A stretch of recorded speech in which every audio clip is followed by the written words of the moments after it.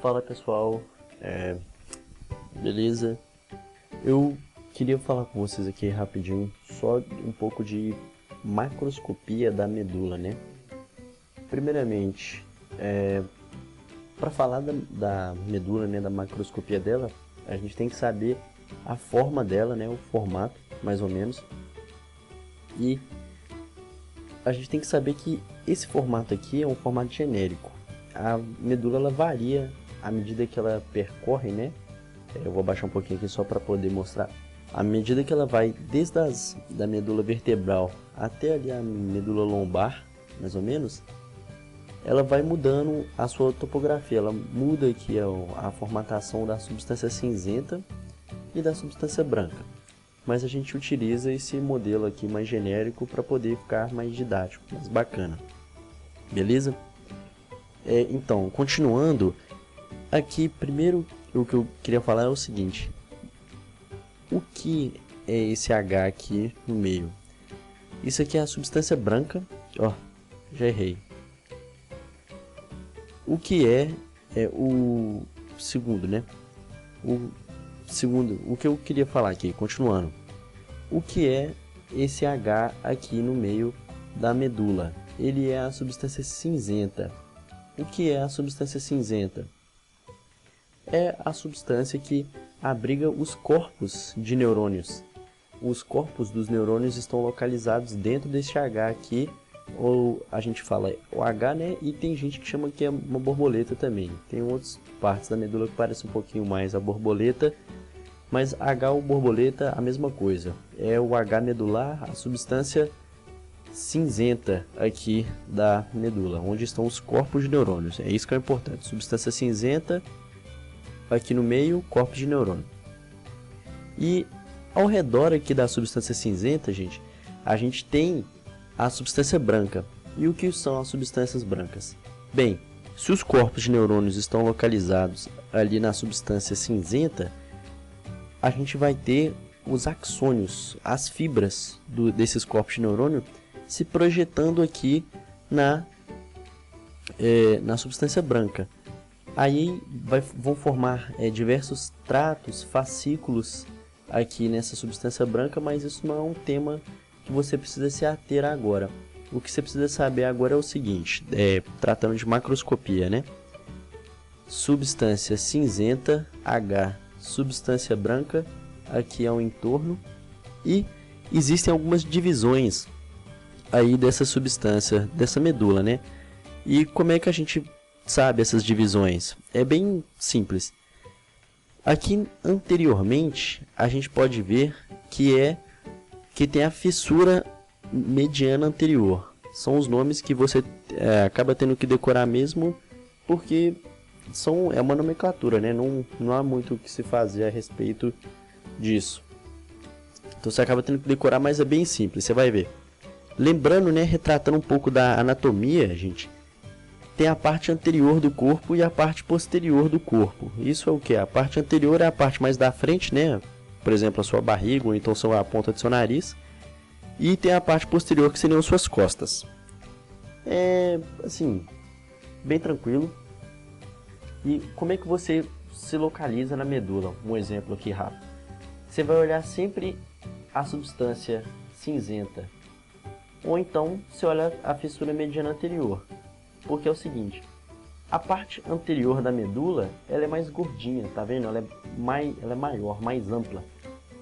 Então, sempre que você vê aqui essa porção ampla da medula, você já pode concluir, opa, aqui é a porção anterior, ao passo que aqui atrás é a porção posterior.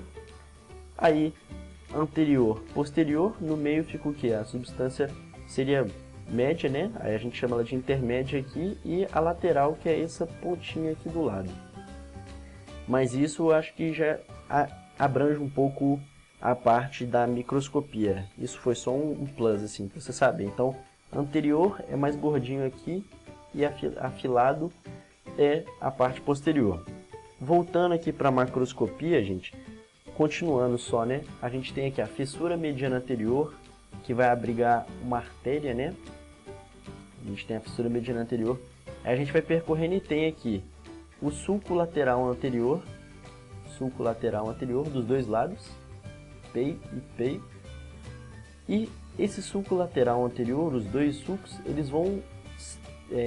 o que eles vão determinar na medula? Eles vão determinar uma coisa que a gente chama de funículo anterior. Tá até aqui retratado, ó.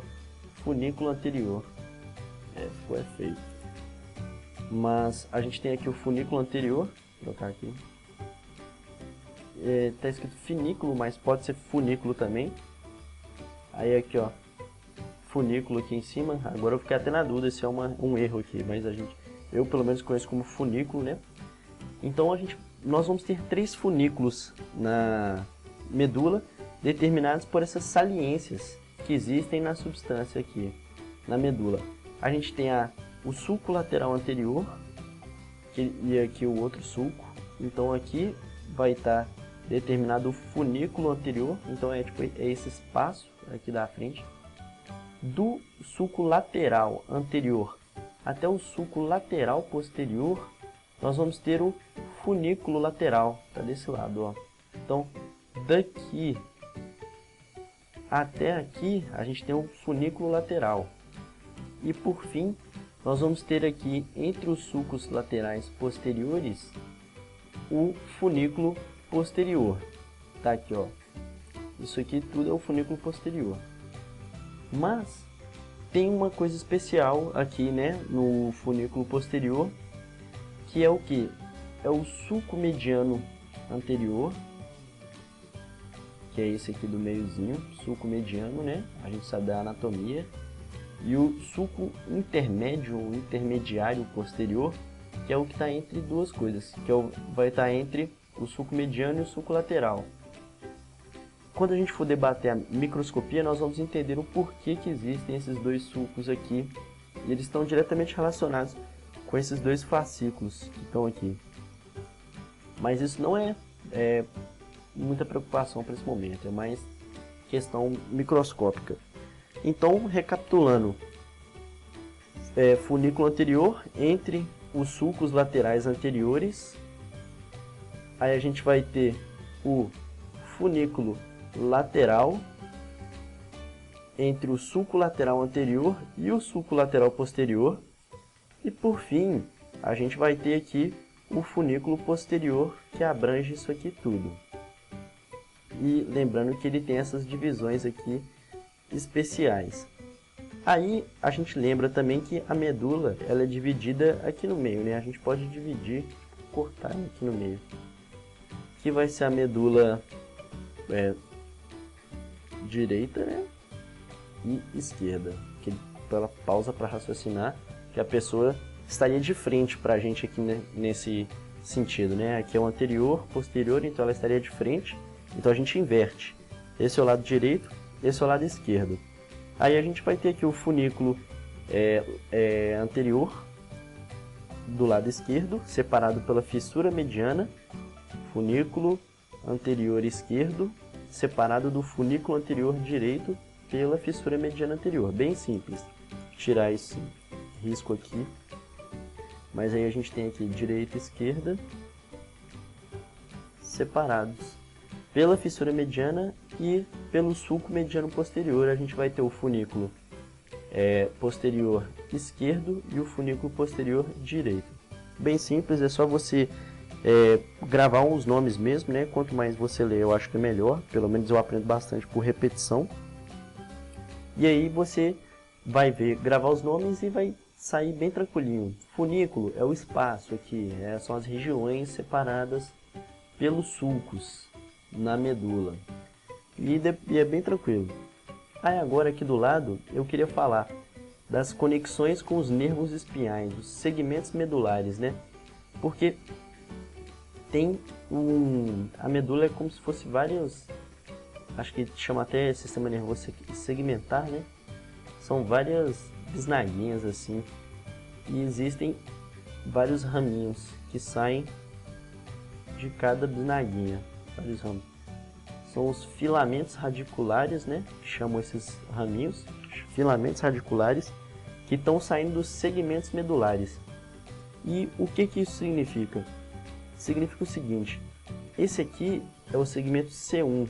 Então o nervo C1, os nervos C1, nervos espiais C1, né, cervicais primeiros, obviamente, eles vão estar compactos dentro, as fibras que originam eles estão compactas dentro de uma bisnaguinha. Então você consegue ver bem direito na medula, em imagens, que existe essa separação clara entre, aqui ó, vai ter C2 com os filamentos próprios dele, C3 com os seus filamentos também, lembrando que são sempre os dois lados. Acho que eu não coloquei numa imagem aqui, mas eu posso procurar aqui no finalzinho do vídeo para mostrar para vocês esses segmentos medulares que tem os filamentos radiculares. E existe uma particularidade, que é a seguinte: existem 30 vértebras, né? São 7 cervicais, 12 torácicas, 5 lombares, 5 sacrais e uma coxígea. Mas existem 31 pares de nervos espinhais. Por que isso acontece? É porque, apesar de ter as vértebras, acho que aqui embaixo tem. Olha aqui nessa imagem do Ângelo Machado fica bem bonitinho de ver. Você pode ver que os nervos, eles sempre saem abaixo da vértebra do mesmo nome. Então aqui ó, T1 sai embaixo de T1, T2 sai embaixo de T2, T3 sai embaixo de T3. Mas para cervicais é uma particularidade, que só tem 7 vértebras aqui, né? Apontei errado ali para medula, desculpa. Só tem 7 vértebras, mas existem 8 segmentos medulares. Por que isso acontece? A C1, ao invés de seguir o padrão e sair por baixo, igual todas as outras aqui fazem, ela sai por cima. E aí as cervicais todas vão saindo por cima. Quando chega na torácica, já começa a sair por baixo de novo. Então é bem simples, simplesmente porque existe um segmento medular a mais aqui e ele sai por cima da vértebra C1, enquanto os demais saem todos debaixo das suas respectivas vértebras. Então L2 vai sair embaixo aqui ó, de L2, bagunça também, L2 aqui ó, sai embaixo L2. Tudo bem. Continuando, eu queria falar um pouco da topografia vértebromedular. O que significa isso, né? O que eu quero falar com isso? A medula, ela tá dentro da coluna, né? A gente pode ver aqui, ó, a medula, ela vem dentro da coluna vertebral.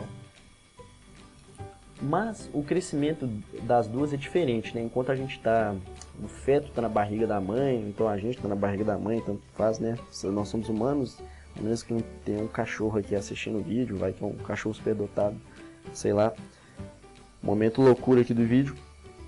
Mas, voltando. A medula cresce num passo diferente da coluna. E por volta do 4º mês tem essa diferenciação bem grande, salvo engano, que a coluna cresce mais do que a medula. Aí por isso que ó, tem esse crescimento desproporcional. E esse crescimento desproporcional ele vai fazer o quê? Ele vai fazer com que esses filamentos radiculares aqui, os nervos, eles saiam em passos diferentes. Olha só, para cada vez que vai vindo aqui para baixo, se você for acompanhando aqui, ó, vai aumentando a angulação, o ângulo de saída aqui em direção embaixo da vértebra vai ficando cada vez maior. E a medula, ela acaba no nível de L2 aqui, ó. Em L2 ela já acabou, não existe mais a medula. E isso vai fazer o quê? Esse desaparecimento, né? Esse fim da medula em nível de L2 vai originar o que a gente chama de cauda equina, cauda de cavalo, que vão ser os vários nervos aqui meio que entrelaçados, organizados, né? Descendo juntos, até que cada um desemboca aqui no seu respectivo lugar. Então o S1 vai descer junto aqui com todas as sacrais e vai sair aqui em S1, S2, S3, S4. Bem simples. Por que existe a cauda equina então? É porque a medula cresce num passo diferente da coluna E quando a coluna cresce mais do que a medula, ela fica maior do que a medula, os nervos aqui eles têm que se esticar mais, aumentando o ângulo aqui, né, de saída, e formam esse emaranhado aqui até que saem de baixo das suas respectivas vértebras. Aí isso nos remete a mais uma coisa que é muito interessante. O que? A punção lombar. Gente, o que é punção lombar? Quando uma pessoa está doente, ela está com uma dor de cabeça, suspeita de meningite, suspeita de alguma coisa que a gente tenha, né, um quadro para a gente que indique a punção lombar, um médico, né, ele pode vir aqui na área da lombar, né, de L2 aqui, L1 até L5, são 5 vértebras lombares. E o que ele vai fazer? A medula acabou aqui, mas existe a continuação aqui das fibras e do envoltório, dos envoltórios da medula, que eu não vou falar aqui, só citando. Esses envoltórios são tipo uma capinha, né? Tem ali as fibras vindo e tem a capa. Se tem só as fibras e não tem medula, é mais seguro de fazer uma injeção, né, uma punção, porque não há risco de lesão medular. Imagina, tem a medula aqui e só as fibras aqui embaixo e a capa, com o líquido, que é o líquor, né, correndo aqui. Eu vou fazer o líquor numa cor diferente. Tem o líquor azul aqui correndo. O líquor é transparente, viu, gente? Se tiver azul é mutante. Aí, se tem a medula aqui, ela acabou aqui, ó, em L2. Se a gente faz uma punção com uma agulha, tem risco de lesionar a medula. E obviamente isso aí tem diversas consequências horríveis para a pessoa, no quesito de toda motricidade ou então sensibilidade associada, né, na região da medula que for lesionada. Então, as punções elas são realizadas abaixo de L2 porque só tem as fibras, é um espaço maior, que tem um menor risco de lesão. Você pode pegar alguma fibra, mas a chance é menor. Então, aqui você faz a agulha aqui, né, a injeção, a punção, e você pode fazer isso tanto para injetar medicamento, por exemplo, uma anestesia, para a pessoa, obviamente, ficar anestesiada, ou então você pode fazer uma punção para retirar esse líquor aqui para a agulha, para você poder analisar o líquor. Será que as proteínas têm mais proteína do que o normal? Então pode ser que esteja com uma infecção, ele está corado, está uma cor diferente, pode ser uma meningite. E para terminar aqui, gente, comentando por último, falar sobre a organização aqui. Da C2 até a T10, então, ou seja, aqui C2 até T10, cadê T10? T10, aqui, a gente sempre soma mais 2, então se eu tô na décima vértebra aqui, eu tô lidando com o 12º segmento medular. Se eu tô na segunda vértebra cervical, tô lidando mais ou menos com o quarto. Aqui na imagem ficou meio deturpado, só que essa é uma regra numérica que é bem bacana da gente saber. Então, tipo assim, se lá por exemplo, no pronto-socorro a pessoa chega com uma lesão na 7ª vértebra torácica, então você sabe que lesionou provavelmente aqui o 9º segmento medular, e a partir disso você vai ver, né, você já tem ideia das lesões, das manifestações que o paciente pode demonstrar, que a pessoa pode ter. E aqui só mostrando, né, então se você lesionar aqui C5, você vai estar pegando C6 aqui, mais ou menos C6, C7. Se você lesionar T7, tá pegando T9. L1 já não tá mais dentro dessa regra, né? Vai pegar vários segmentos medulares, você pode ver que eles estão todos alinhados aqui. Então as manifestações vão ser diversas, né, em muitas regiões. E se pegar aqui na região da cauda equina, é o equivalente, assim, né, que se pegasse aqui mais ou menos. você vai ter a manifestação em diversos locais, que são os locais de inervação de cada segmento, cada nervo desse. Pessoal, eu corri aqui, talvez eu possa ter sido prolixo, né? Falado muito, passado pouco. Não sei se você achou que... Eu espero ter ajudado, né? Se você achou que ajudou, beleza. Se você achou um lixo, você deixa um comentário aí, dá uma sugestão, xinga, elogia. Todo feedback é válido. Muito obrigado e eu espero ter ajudado menos com pouco. Falou, galera.